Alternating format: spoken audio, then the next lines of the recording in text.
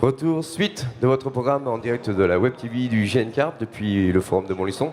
Une émission sous le signe de la technologie, même la technologie de pointe, puisque je reçois deux représentants de la société Navicom. Donc merci d'accueillir Mickaël Le Pourceau, quelqu'un d'assez connu sans froisser tes modesties naturelles sur la scène carpe française. Tu es auteur, tu es notamment sponsorisé depuis de longues années. Tout le monde connaît tes talents de pêche, mais bon, par politesse pour nos internautes, quelques mots de présentation, Mickaël. Oui, merci, bonjour. Donc, Mickaël Le Pourceau.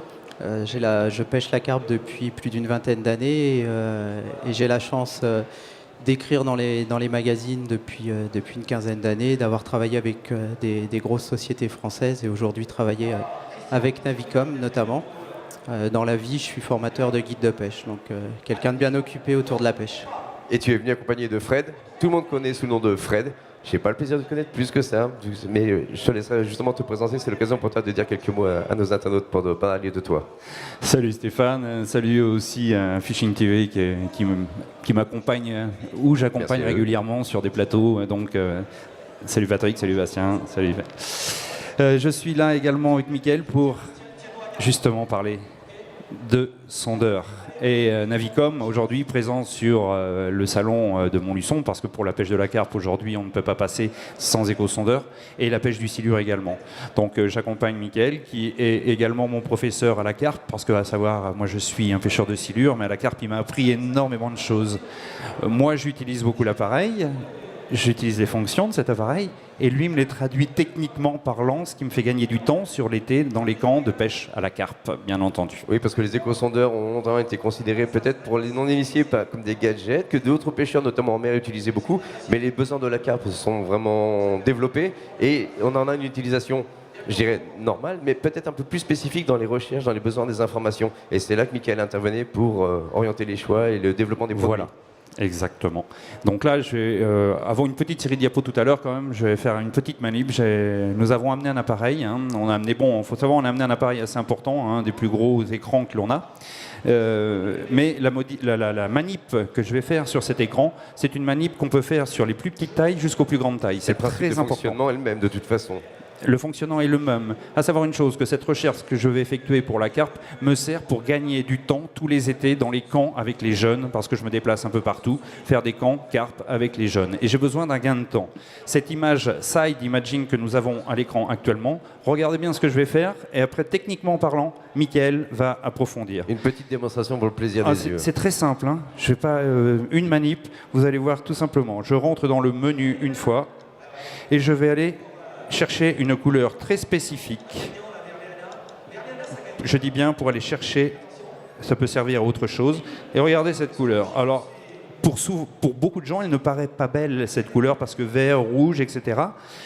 Il y a un peu de rouge. Et je vais monter un peu, je rappuie sur la touche menu, et je vais remonter un petit peu en sensibilité. Et là, vous allez voir apparaître quelque chose que j'adore, mais ça me sert, et ça sert à tous les gens qui pêchent la carpe, qui ne connaissent pas un secteur.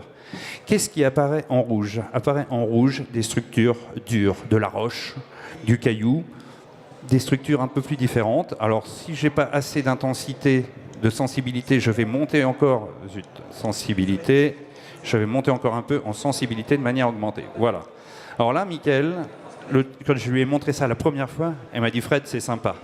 Comme vous pouvez le constater à l'écran, sur les écrans autour, pour les visiteurs et pour les internautes, vous l'avez en direct, tout ce qui est rouge, j'ai dit, c'est une structure dure. Regardez, je vais déplacer mon curseur sur une structure un peu plus difficile. Voilà.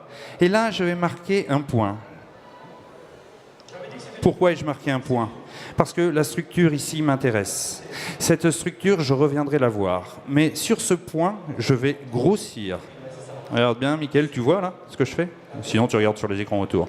Regardez la structure, la granulométrie que l'on peut dévoir en rouge. Je vais mettre quelques appâts pour aller pêcher la carpe à cet endroit-là, avant de mettre une ligne. J'ai fait ça dans l'après-midi, et puis on verra demain pour la pêche. Je reviendrai au point précis que j'ai noté, et là, si jamais les carpes sont venues fouiller mes appâts, à partir de ce moment-là, ma structure ici, ma granulométrie, je vais refaire au point précis, plus, et là, ce sera tout rouge. Parce qu'ils auront fouillé le fond, enlevé le sédiment, le limon et autres. Voilà. Et là, si je mets une ligne que j'ai pas eu de touche, Mickaël, Alors c'est tout à fait ça en fait. Ce qu'a présenté Fred, ce qui est extrêmement intéressant sur cette fond de couleur, c'est qu'on va distinguer tout de suite les fonds durs des fonds mous. Et en repérage, on va gagner un temps fou en fait, sans forcément s'occuper des structures.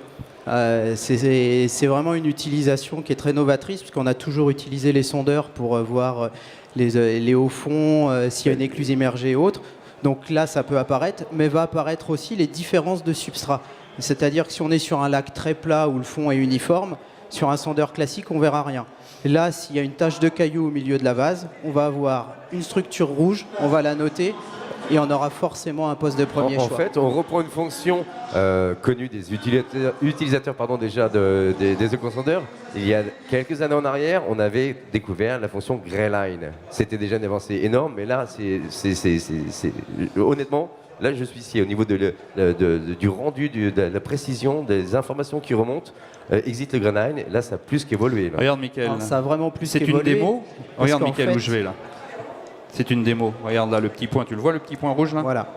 Alors là, où ça surpasse le Greyline, c'est que non seulement la précision est redoutable, mais en plus, puisque c'est sur la fonction side imaging, ça va être à plusieurs mètres du bateau et pas simplement sous le bateau. On peut aller quand jusqu'à 120 quand mètres. on va avancer, on balaye. Donc on va pouvoir sonder 10, 20, 30, 40 mètres d'un coup et se dire, tiens, à 30 mètres du bateau, il y a un substrat dur au milieu de la vase qui va être extrêmement intéressant parce que comme il est tout seul au milieu de la vase, c'est forcé que les carpes viennent manger dessus.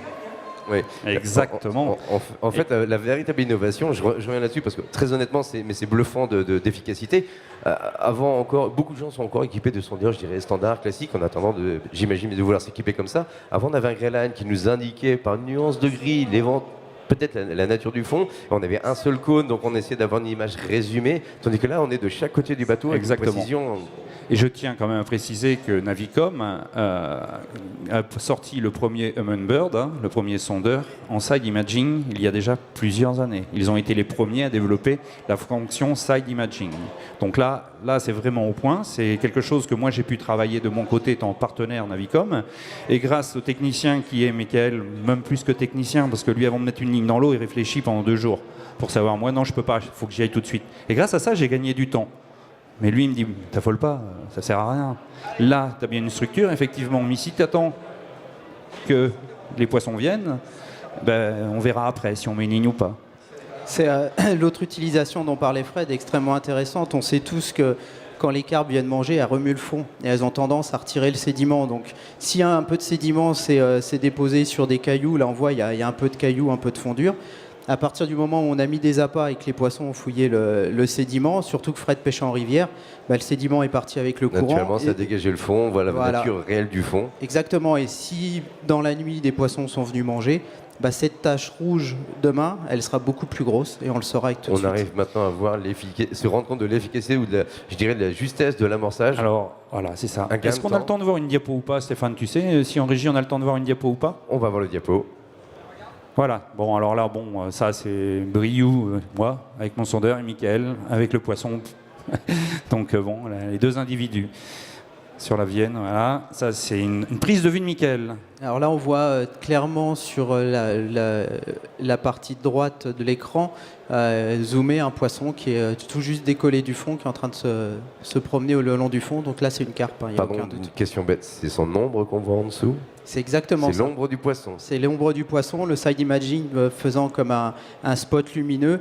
Le poisson étant un petit peu décollé du fond, c'est comme si je mets ma main devant le spot, l'ombre va être sur la table. Ce qui laisse plus de doute à l'interprétation de ce qu'on y voit. Là, on sait que c'est un poisson. Oui, voilà, là on le sait. Et on a même une idée assez précise de sa taille. Ça fait rêver. Ça, c'est une de tes prises d'image également, je crois.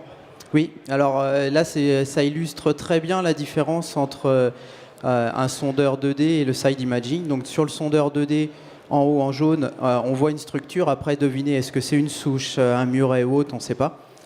Sur la vue side imaging en dessous, on voit tout de suite le muret, en fait, le muret d'une ancienne écluse qui se dessine.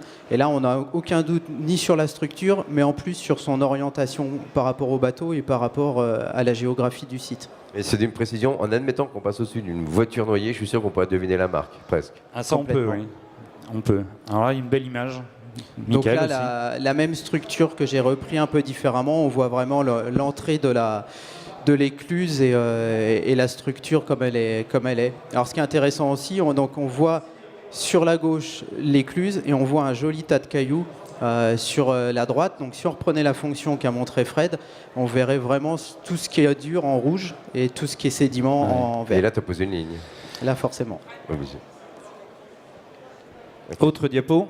Image Alors suivante. ici deux diapos. Sur la gauche de l'écran, on voit bien un ancien pont, on vit même les marches en dessous sur la fonction side.